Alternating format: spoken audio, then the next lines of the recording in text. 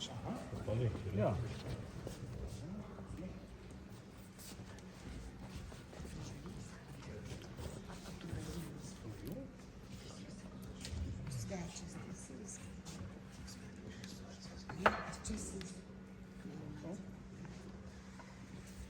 So hello everyone, good afternoon. My name is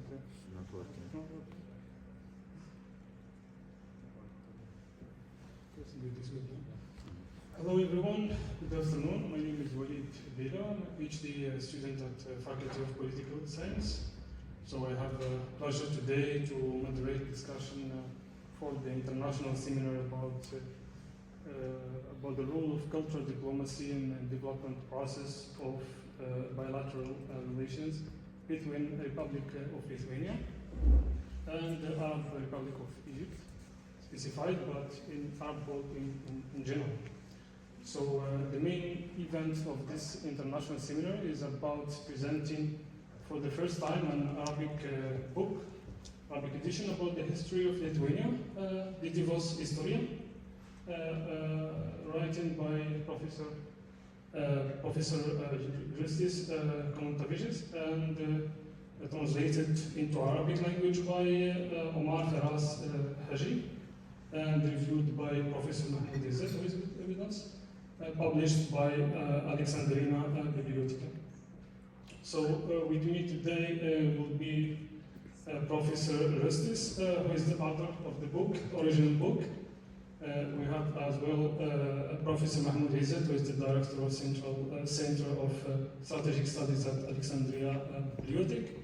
And we have Professor Laima, also the head of department here at Vytauto University, and also Professor Pokšto, the head of the Department of Political Science. I had the chance to read the book 2 times. The last one was today when I was coming from Vilnius. I would say that the book, in a nice, very nice and a good quality of edition. Besides that, it's a simplified Arabic writing language form that can be accessible to not just to academic people, but also students of high school and so on. So this is very important because it has a significance in the Arab world for me to change the stereotype that people have about Lithuania, to know that Lithuania has a comprehensive, rich history, but also their unique identity and unique culture, and this is very important. So we would like to start our discussion by giving each speaker time to talk. We'd like to start by Professor Rūsčio, who is the author and the author of this book, to ask him a simple question and they give him the chance, the floor to talk about it. Professor Rūsčio, what do you think, or was it a dream for you, or how do you see publishing your book about the history of Lithuania, comprehensive history of Lithuania as a nation into Arabic language, and how do you see this kind of initiative to reach a far geographic proximity or region from Lithuania?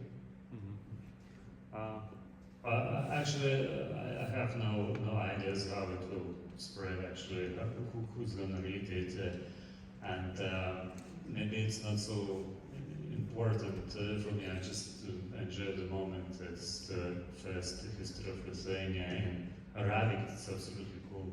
I like it. Actually, initially, I wrote this text for a French project, so I participated in an international project with a university in France, and they asked me to write the history of Lithuania in French for French people to know something about Lithuania. You know, French is in Europe, not far away from Lithuania, but they know zero about Lithuania, the same as in Egypt, I think, not more. I had some friends from Algeria, from Southern Africa, when I lived in Paris. So they knew nothing about Lithuania, the same as French, did almost the same. So I wrote it for a French reader in French originally. So very, very simple text about the backgrounds of Lithuanian history. Then I had some courses here at this university university in English for foreign students, so I decided to translate it into English, just for foreign students to have some basic idea, especially for Japanese students who got absolutely no idea what is Europe, what's Lithuania, and why is it so. Actually, I translated it for Japanese students, just for them to know at least something, because other guys from Europe, they at least know something about history of Lithuania. But when it appeared in English, just as a handout for my students, there to happen one student from Iraq among my students at this university. And one day he came to me and told that this book is translated into Arabic language by him. Okay, it was so cool, and what shall we do? He didn't know what to do. Me also, I went to our rector and asked to publish it at our university for my students who understand Arabic. He refused. Actually, not the director refused, but our publishing house. He thought it will be too complicated because it's no Arabic language, nobody understands Arabic. Among Lithuanians, how we will check whether it's correct Arabic or not correct Arabic. And then our rector went to Egypt with some exchange. Cool. So somehow they decided to find some people who understand Arabic and who can do this. And because in our library we didn't have such a possibility, and so colleague from Egypt, Muhadir, yeah? Mahmoud, sorry. Mahmoud, I'm mixing all this. So he corrected language, and when the book was published, I already received several copies. And last semester there appeared several students from Morocco who took it and who understood this language is what is written here. So it was absolutely crazy. So it was translated in Iraq, edited in Egypt, and read by my students from Morocco. So from my point of view, it's absolutely cool and great. I know a bit of Arabic. I was studying Arabic language at the university for several semesters. So what we were just learning by heart Quran, and it was also very cool. But this is just basics that I know. So I can read my name, but not more on this book. So thank you very much for you, for reading, for correcting, and for our former rector who finally did it. And it came through, and for Andrzej Pukšto, who also participated in all the synod. Okay, thank you all. Thank you so much, Professor. Now I move to Professor Ayma, the head of the History Department. I'd like to ask her, because I know that you worked for a long time with Professor Estes. Could you introduce him to the audience as not just a researcher or a teacher, but also as a historian? Okay, thank you. Dear guests, dear colleagues, first of all, I would like to express my joy about this event. Because the presentation of a book is always a special event, a celebration. But this particular case, I think it's really very special and in some way unexpected. So I think it's not a simple translation from Lithuanian into Arabic. It's much more than that. I think it's a great example and practice how a book can build a bridge between different cultures, between different worlds, and I think it helps people to understand each other better and to learn from each other. Speaking about the common situation about the translations of Lithuanian history books in the foreign language, yes, of course, it's not an exception, because really we have enough translations about Lithuanian history in foreign language, but mostly in English and Polish, yes. For example, we can mention a book written by Professor Zigmantas Kiaupa and co-authors. The title of book is Lithuanian History until 1794. This book was translated into English and Polish, and there are, I think, 3 or 4 editions, yes? 3 or 4 editions. Also, we can mention another one, synthesis of Lithuanian work written by Professors Alfonsas Eidintas, Alfredas Bumblauskas, Antanas Kulakauskas, and Mindaugas Tamošiūnas. The title also very simple, Lithuanian History, and this book was translated, I think, in 2013. So it's not exception, this book, but I think novelty of this event that we have the first translation into such exotic, I should say, language in Arabic. And I think it's the first precedent, it's the first time in all the Lithuanian translation practice when we have exactly Lithuanian history book translated into this language. So what does it mean? I think that it's a signal that we are interesting not only for our closest neighbors, that we are interesting to a wider international society, international community. And I'm really glad that my colleague Rūstis, who is really a great researcher, started this tendency, and I hope that in the future we will have more similar maybe events and similar translations. So I think this translation, Lithuanian history into Arabic, enhance our historiographical field and enhance our our community of historians, of all Lithuanian historians. So, Rūstis, I'm really very glad about this experience, and I think that our university is really it's really a good thing that Rūstis, our university, is a part of our university. Thank you. Thank you so much, Professor. Now we move to Professor Mahmoud from Egypt. I would like to ask you a specific question, since this book represents a cultural part of, or sort of cultural diplomacy. I would like to ask you, and I see that you visited, as you told me, visited Lithuania for more than 20 times, right? This time is my 25th time in Lithuania. Nice. 3 times in Kaunas and the rest in Vilnius.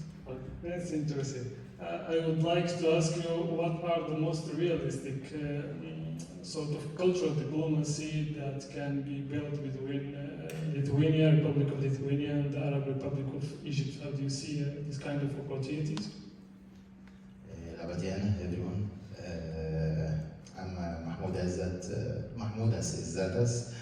from Egypt, Director of the Center for Strategic Studies at the Bibliotekos Aleksandrijos. And as I told Mr. Walid, this is my 25th time in Lithuania. I would like to start with a statement that this book is the fruit of 13 years of cultural diplomacy work between Egyptian side, presented at Bibliotekos Aleksandrijos, and Lithuanian institutions in cooperation with the Lithuanian embassy in Cairo and Vytauto University and a lot of Lithuanian institutions. So to have a product to promote the Egyptian culture or Arabic culture in Lithuania and to promote the Lithuanian culture in Egypt, this is the core of the cultural diplomacy mission. I would like like to give you the story of our missions since 2012. It was my first time here in Lithuania, in Vilnius University. It was an event about Discover the Modern Egypt. It was in March 2012. I don't know how many of you know about info about Biblioteca Alexandrina. Biblioteca Alexandrina will show you a film, a detailed film about the Biblioteca Alexandrina. But Biblioteca Alexandrina is not only a library, it's a cultural complex contains several centers, research centers, museums, and a lot of cultural specifications. So when I came to Lithuania, for my personal point of view, I love the country and my friends. So I started to work a lot about enhancing the cultural relations between Egypt and Lithuania, because Biblioteca Alexandrina is not under a ministry in Egypt. It's directly to the Egyptian presidency. So we have a flexibility to work internationally more than to be under the supervision of any ministry. So we have a main message at Biblioteca Alexandrina to be Egypt's window to the world and the world window to Egypt. So this is our main mission at Biblioteca Alexandrina, to work internationally to promote the Egyptian culture and to promote also the foreign cultures at Biblioteca. And by the way, we organized a lot of Lithuanian events in cooperation with the Lithuanian embassy, and I'm happy to have with us Mr. Eustace Verinoras from Ministry of Foreign Affairs. He was a former consul of Lithuania in Cairo, and he witnessed a lot of events that we organized at Biblioteca Alexandrina for Lithuania. For example, I know this very famous person, Širjonis. We have an event, an exhibition about the musician Širjonis in 2013, and one of the French, it's Lithuanian and Francophone Lithuanian intellectual called Algirdas. He worked as a French teacher in the French schools in Alexandria for more than 30 years, and an exhibition about Zofia Romer, Lithuanian painters. So a lot of cultural, bilateral cultural events between the two sides. So, and also I'm happy to be with me 5 of my students at the Political Science Department from the Arab Academy for Science and Technology.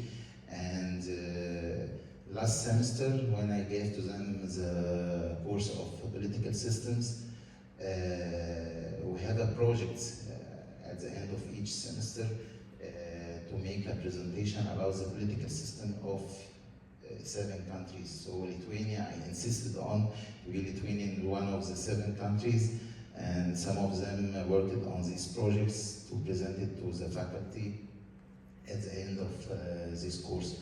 So this is to answer to the main point that Dr. Eustace raised about the French know zero about Lithuania and maybe in Egypt. No, I think in Egypt now, after 13 years of cultural work and the media, because Biblioteca Alexandria have a very strong media arm in Egypt.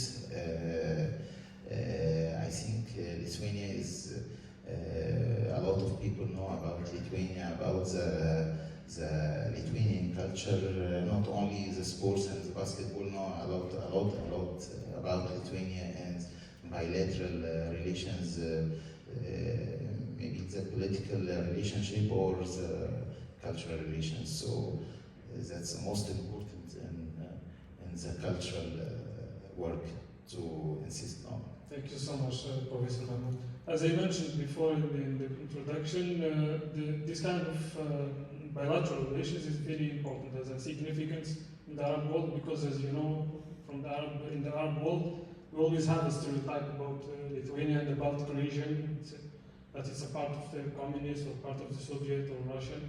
but these kind of books can change the stereotypes that people have, especially that it's not targeting only academics, but also students in high school, students in, I wouldn't say primary school, but even before high school can read this kind of book with this simplified language. So this is very important and significant. Yes, I would like to add Of course, yes, I would like to add something especially about this book. Last year or 1 year and a half before, Professor Joseph and the former ambassador in Lithuania, ambassador in Egypt, Ambassador Arturas, and Dr. Šarūnas, they have visited at Biblioteca Aleksandrina with the director of Biblioteca Aleksandrina, and we discussed what we can do to enhance and to promote the bilateral cultural relation. So the idea of the book raised during the discussion, but when I received from Dr. Rustis the translation, what I made is a very big challenge about the pronunciation of the terms and the name of streets, the name of the persons, and the famous person name of the kings.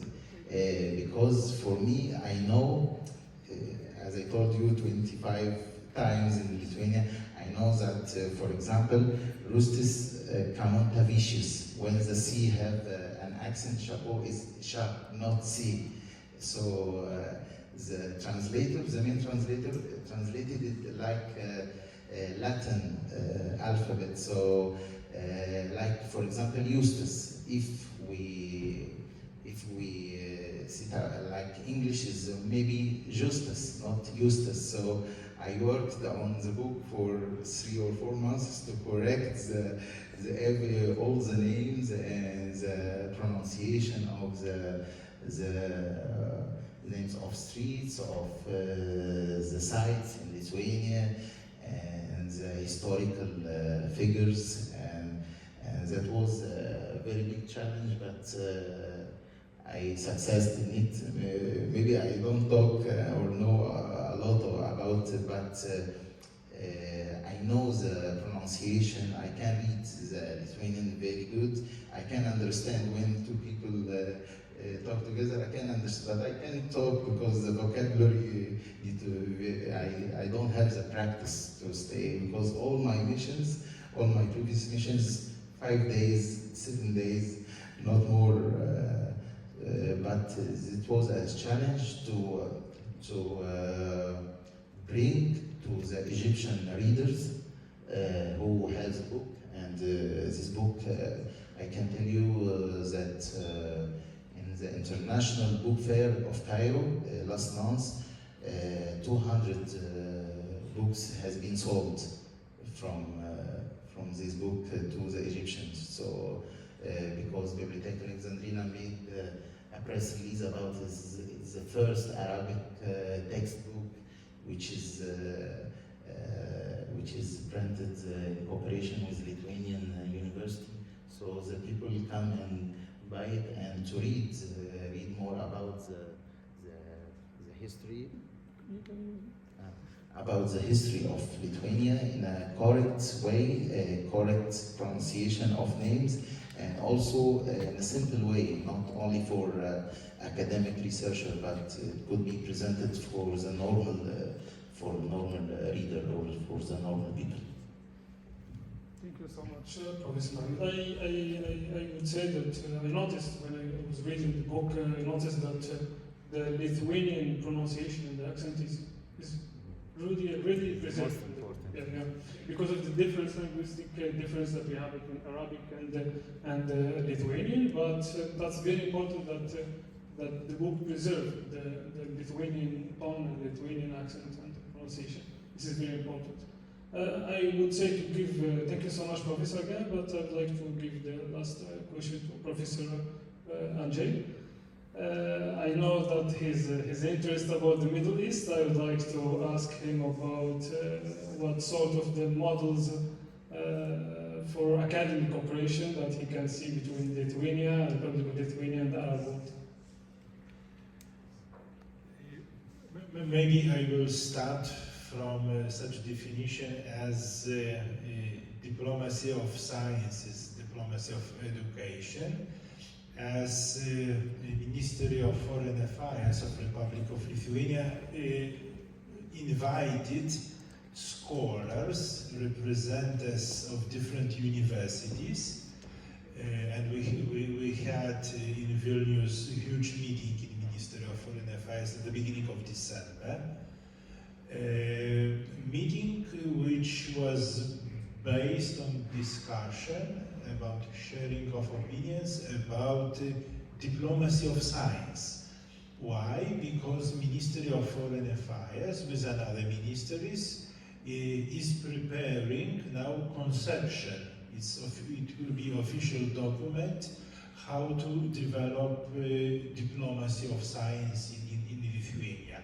And this document, please correct Justus if I am wrong, this document will be connected with also recommendations and documents of European Commission, because European Commission also is recommending for all countries to prepare conceptions, visions of developing of diplomacy of sciences. And of course, every university, every research center in Lithuania, but also in other countries, has, and I think will have a lot of different instruments, a lot of different ways how to develop international collaborations.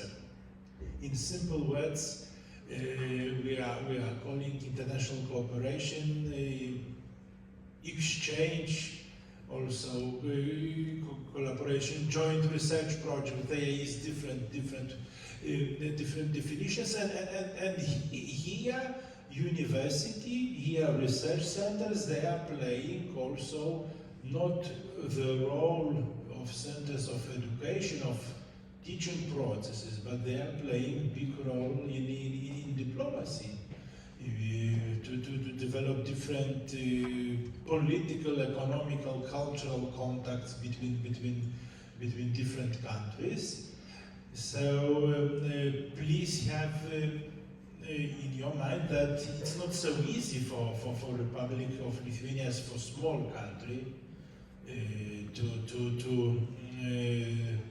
to develop diplomacy in general, but especially in such areas as Africa. And it's not big secret that when Lithuania restarted its independence in 1990, we had only one embassy in Cairo for a long time, who took care of all African countries, and only later it was made decision of the government of Republic of Lithuania to open another embassy in Republic of South Africa. So we don't have such big network of embassies as France, for example, or as Great Britain or United States of America. So our network of embassies in Europe, it's bigger, but also so it's big task for our diplomats, for our governments, for different ministries, is to develop relations to promote our country. Because let's be open that it's not necessary that every person in Egypt or in Morocco, from where Walid came, where Walid finished his bachelor studies, so that everybody know about Lithuania, about Baltic countries. It's normal. So that, but thanks universities, thanks also some our business companies, so thanks our touristic companies, thanks our embassies, so thanks our also agricultural products. So maybe you will tell which maybe some Lithuanian agricultural products are famous in your countries. So I think Lithuania, a small country, became more and more famous and known in different countries, in different continents. And I think it's also the part of our job as researchers, as teachers also, to advertise Lithuania as state, as also different fields, different areas of Lithuanian activity, to advertise in different countries. Of course, everybody of Lithuanian who are going to Egypt, for example, is advertising Lithuania, and I think that the biggest, maybe I am wrong, but it seems that the biggest number of Lithuanians are going to Hurghada and to Sharm el-Sheikh to spend 1 or 2 weeks on the beaches. And but there is also another areas and another places to advertise Lithuania. And I think here is the place of universities, the place of research centers are really very important. Only some small facts. At first, Vytautas Magnas University is offering also possibility to study Arabic language, and here we have Shams, there. So a very shy person. He is working here for a long time as teacher of Arabic language in our Center of Foreign Languages. We have also a bilateral agreement with some Egyptian universities, also with some Moroccan universities. I'm sure that we have, thanks, by the way, the embassy of Republic of Lithuania in Cairo, embassy helped for university to create this bilateral agreement with Cairo State University, with Cairo American University, with other universities.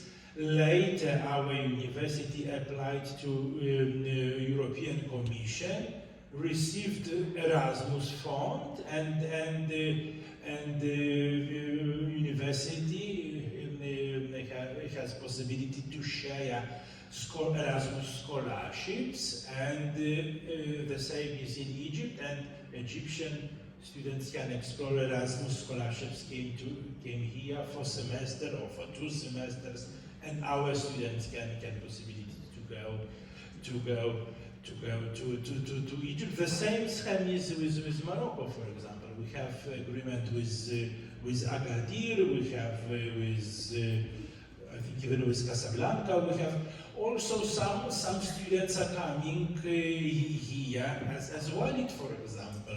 This is his excellent example. He finished baccalaureate studies in Agadir, but later he found it.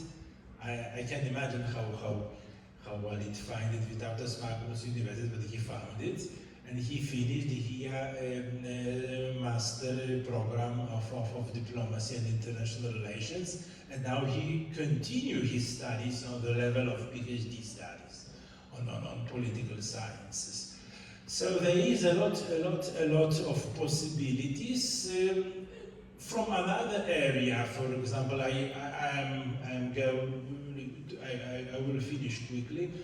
For example, Vytautas Magnas University was one of the first university which created 15, even 20 years ago, the first joint master program in European Union. It's MIRES, we are calling joint master program of East European Studies with Bologna University.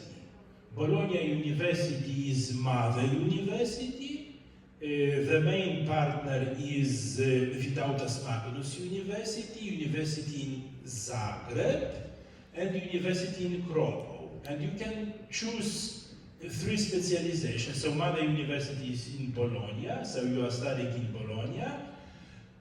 Then you can have possibility to choose Baltic specialization. You are going for semester to Kaunas. You can choose Balkan specialization. You are going to Zagreb, or Eastern Europe specialization. You are going to Krakow. At finish, you are receiving the diploma of 4 universities. It's one of the oldest joint master program in European Union in general. So at the beginning it was supported by European Commission, and of course I can name thousands of such good examples. So I think here the role of university and the role of every of you, because we have here in this hall also international students. So to present Lithuania, also to present this country where from where you came to Lithuania. Thank you so much, Professor Haji.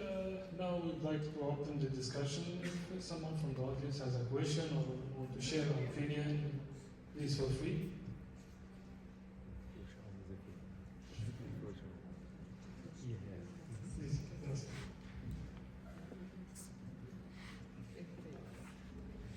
Hello, my name is Justas. I'm coming from the Foreign Ministry, and thank you for the invitation. It's always good, to be back to my alma mater. And I also would like, to extend greetings from our former ambassador to Egypt, Mr. Šarūnas Liekis, who told that he probably was one of the initiators of this project, together with Mr. Mahmoud, also with former rector and other people from the academic world of Vytauto Didžiojo University. As far as I know, that our embassy in Abu Dhabi also was involved in some kind of a project, but it was not successful. And I'm very glad that Bibliotekos Aleksandrijos this project became real. I think that this is a very good market for this book. There are more than 300 million Arabic speakers in the world, and probably more people who could read Arabic. So this is very good. And I think that with this book, we can also increase our bilateral trade, which is now only 200 million. But it will be, very good tool to promote our culture, to promote our business, to promote tourism to Lithuania. I think, this is like, this is probably, a small piece of paper, but, this is a key. With that key, we can open more.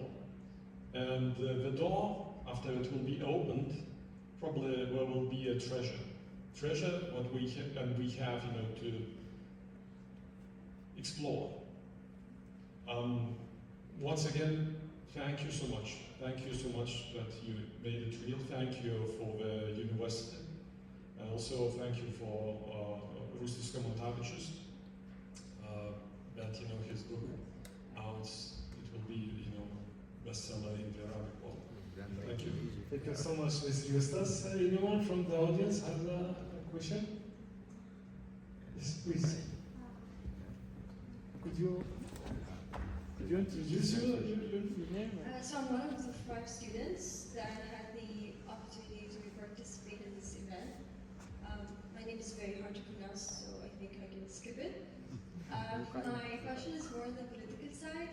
Upon reading the book, I noticed that the Lithuanian people are so proud of their identity and they have a very resilient nature. They also hate interventions. I wanted to ask, how does this affect foreign policy in Lithuania, especially in the current atmosphere and how dense the world has become? Thank you. Thank you so much. Anyone from the audience want to answer this question? You are Political science. He is more political side. Well, first of all, we're a very small country. Of course, we can dream about conquering the world. There are some issues with China, as we got today, with Russia. We are small, we can have some, visions of future things and something to do. I don't know if it were so. Egypt is much bigger country, and usually in Europe when we're speaking on world politics about countries, they're big and so on. So we are small, but we're very proud, as you noticed, about our past, and the past is very, very important. And we got a lot of discussions about the past, how it must look like, how it was, what happened, and a lot of interpretations. So there's kind of a lot of mobility and a lot of energy invested in interpretation of our past and dealing with it. The interpretation that I suggested in this book is very, very simple, very, very basic. In reality, we got a much, much bigger world of our historical narrations. So we are very deep in ourselves, but maybe more shallow outside because we're very small and it's not very easy to see us, and we do not have potential to show a lot of our. For example, Poland, which is our neighbor, is much more visible. It's much easier to explain what Poland is and how to deal with Poland and what its opinion about the world and everything. Russia is much bigger, but Lithuania, Latvia, Estonia were very small, and it's very difficult to be visible. So this is just my explanation. So I'm careful historian, but maybe from political point of view, because. So I think I would like to emphasize two things. That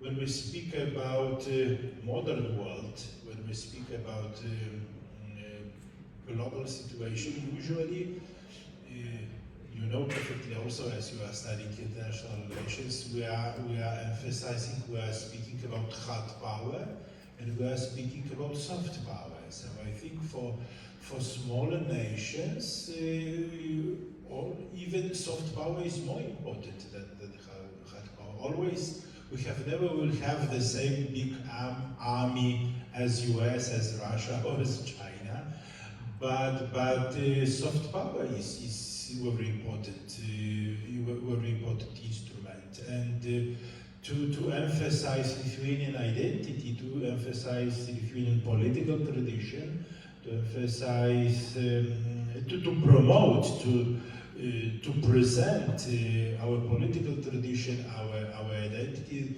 Here soft power, cultural diplomacy, this is very important. Also for big nations, also soft power is more and more important, especially in the age of electronic diversity of social media. So we need to know, we must know how to advertise in the global world. It's one will be one part of my answer. Another part of my answer. So please have in your mind that Lithuania is a small country, but had also a lot of possibilities, a lot of windows as the part of European Union. So European Union as union of 27 countries, where is different size of countries, but it's a very democratic union, very democratic body. So small countries has a lot of possibilities as the big countries, and also please have in your mind also regional cooperation. As example of regional cooperation, I can speak here about North Baltic 8 countries. So 8 countries. So Lithuania, Latvia, Estonia, Finland, Norway, Sweden, Denmark, and Iceland. So North Baltic 8. So very often these 8 countries, they are joining their efforts and they are working together in diplomatic service, in foreign affairs. But there are a lot of new forms. For example, some years ago it was established such cooperation as Lublin trilingual. So it's Lithuania, Poland, and Ukraine. So this is also quite new, cooperating between these 3 countries. Thank you so much, Professor. Maybe could I just add, it was mentioned that we are small. Yes, indeed, we are small, but when you are small, I think it's necessary to speak very loud. And unfortunately, during the 20th century, the second half of the 20th century, because of Soviet occupation, we hadn't this possibility, and only after the restoration of Lithuanian independence, we have this possibility to do. And Andrzej already mentioned the strength of soft power, and I think that this book is a form of that soft power indeed. And I'm really glad that in the content of this book there are a lot of cartographical material. So these pictures let us know that we are a very large country. During our state, Grand Duchy of Lithuania. So I think it's really a good form to present our past experience, and to speak in the world about that. Thank you so much, Professor Blila. So now, Don't forget. I'd like to move this. 1 hour. Sure. Something about when we approach or when we talk about soft power, I would like to give you all the students an advice. The soft power and the cultural diplomacy is not only the responsibility of the states and the official institutions, it's your responsibility.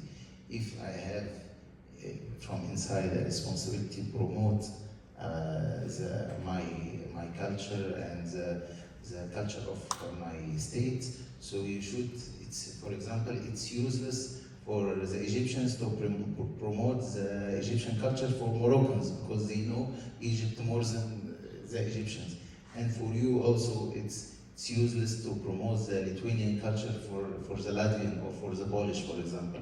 So you should work it's a personal initiative from you to work on the promotion of your culture and to export the good image of your culture to the other regions, and working on that, and it will be easy, and you will find the institutions that can help you, even cultural institutions or official institutions. So this is the responsibility of the persons and citizens, not only of the institutions.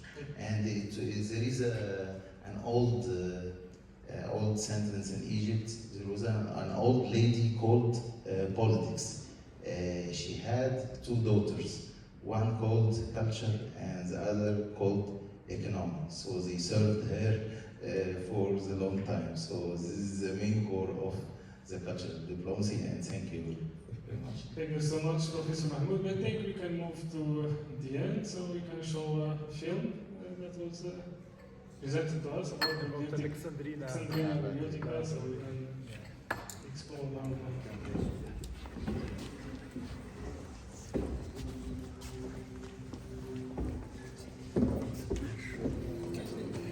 المفكر التاريخ هو مصر مهد الحضارات وعلى هذه الأرض